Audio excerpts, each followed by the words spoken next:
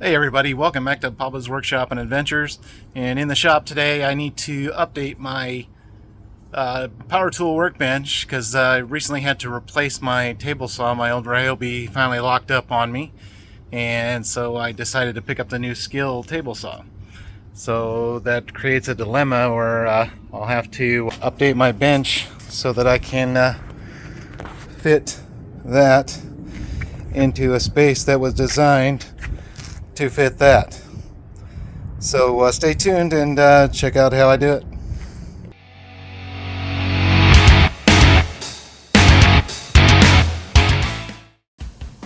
I started by taking measurements of the new table saw and the bench where the old table saw was, so I could determine how much I would need to either take off or add to the bench to get the new table saw to fit.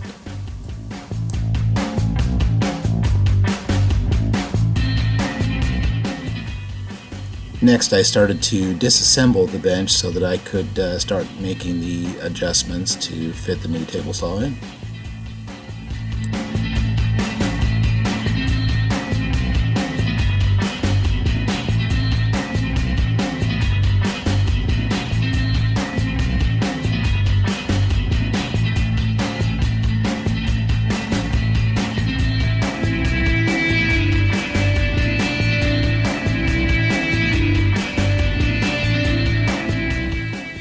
I had to remove this portion of the bench top in order to accommodate the rack and pinion fence from the new table saw.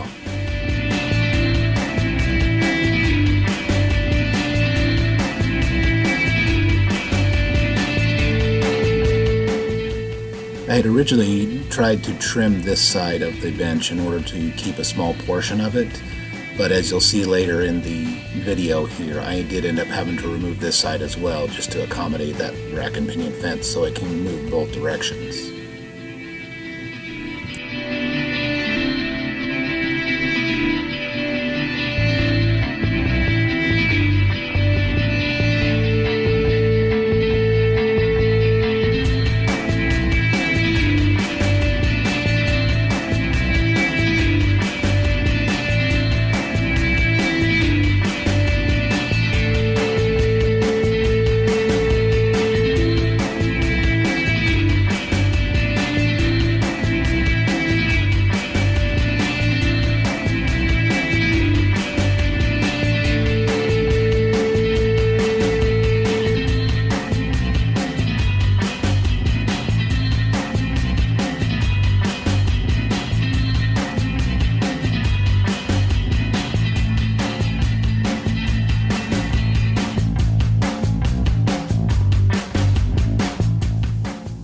Here I'm measuring the height for the new base support of the table saw.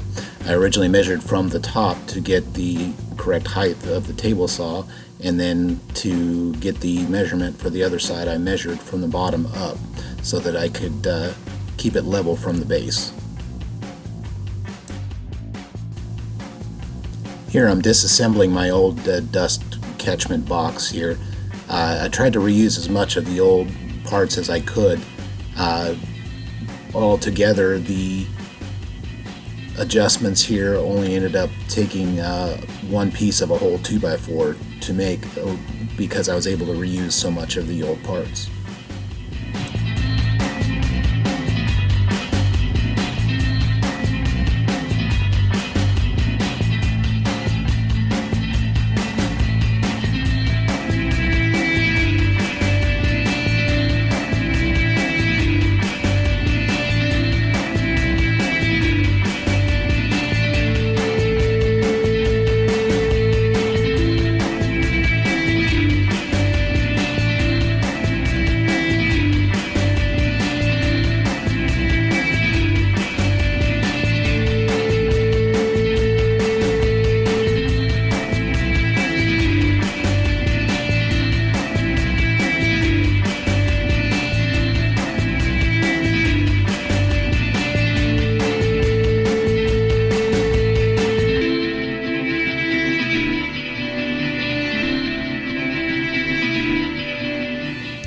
This is the only pieces of new 2x4 I used, and it ended up being for the rear supports for the new table saw base.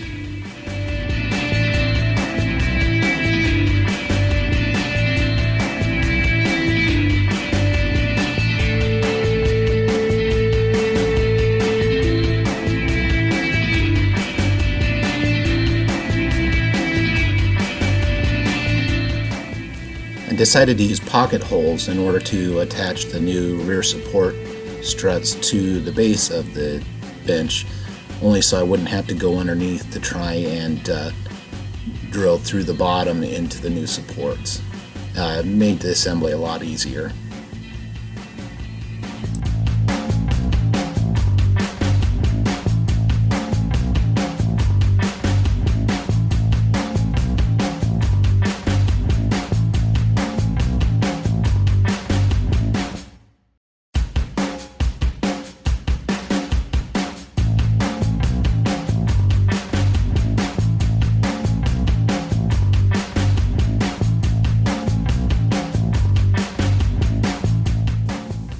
So now I guess the reassembly begins. I'm putting in the new rear support braces, made sure it was a nice tight fit and got it all measured in, and then attached the pocket hole screws and used the existing space from the back. Rather than cut deeper into the bench to make the size of the bench smaller, I ended up adding about 10 inches of brace to the front of the bench so that I would still have the same amount of workspace behind the table saw.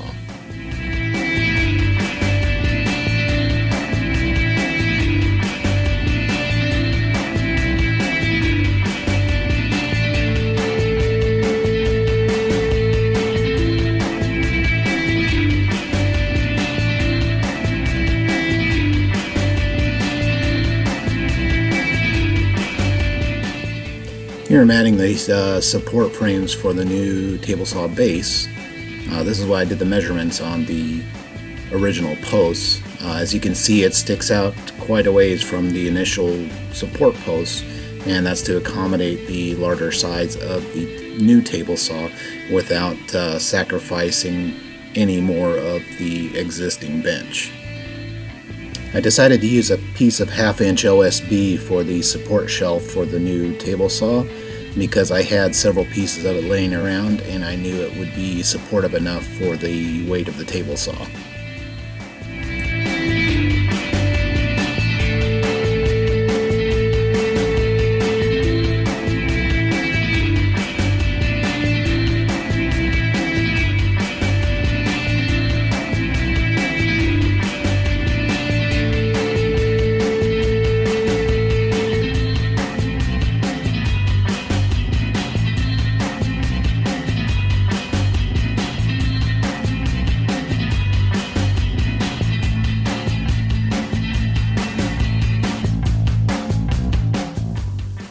I attached the support shelf with a couple of 1.25" screws just to secure it while I was making the final adjustments. But as you'll see, the new table saw wouldn't fit in between those support structures, so I'm ended up having to cut them off.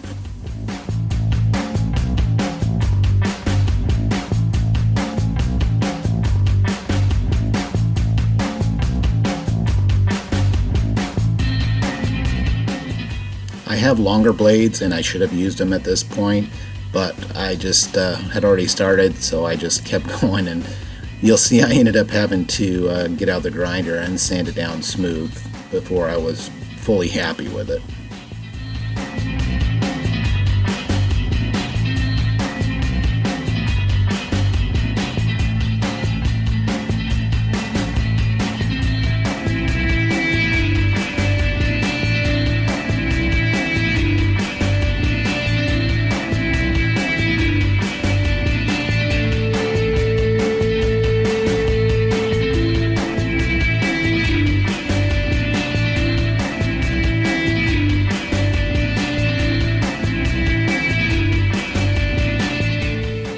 So as you can see now, the new table saw fits, sort of. So I went ahead and reinstalled my blade storage bolt there, and the other flip down storage containers on the other side.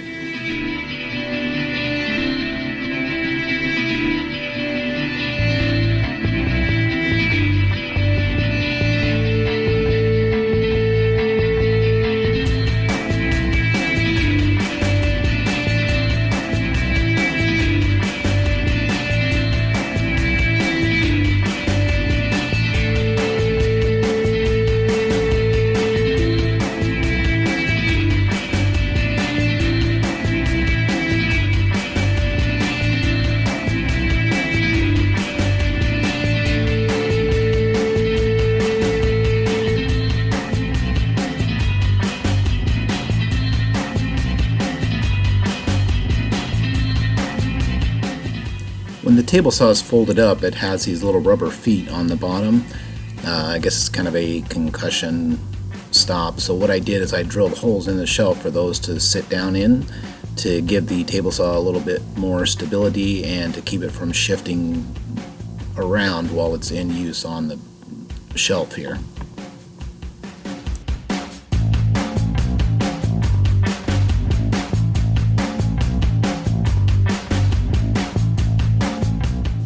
And as you can see, this here is where I had to eventually remove that left side of the bench there in order to accommodate that extra fence. I also took off the side support in the corner there just to make things a little bit more even.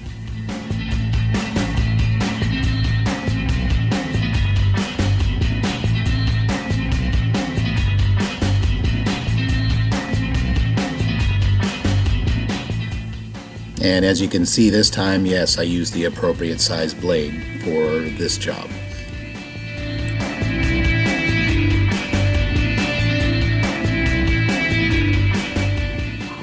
And here I just finish up the final assembly of the support shelf.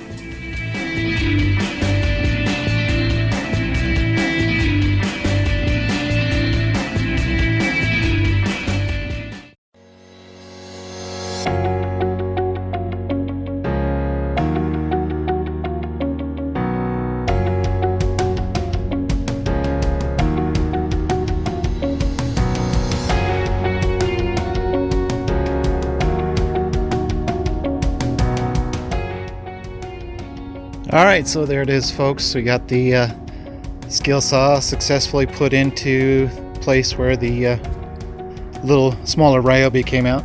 We got our little storage tilt bins put back in. We still have a space for everything. I did make a small upgrade a while ago. I added a power strip to plug everything into. Makes it easier to get everything powered up. And yeah, there it is. I had to cut the side supports off because the Skill has a rack and pinion fence, and as you can see, it extends out past the edge of where the supports would be. So that was the reason why I had to take off the side supports altogether. So yeah, there it is. Still got my blade storage there. Still able to fit all my the big power tools on it, and still got my router table. So if you like this video, go ahead and give it a thumbs up there. If you have any comments about this upgrade or update or something you would have done different, just put it down in the comments there. And if you want to see future videos, which I've got probably quite a few coming up, more than I have been having, then go ahead and subscribe and you won't miss any of the new videos coming out. Thanks for watching, and we'll see you on the next one.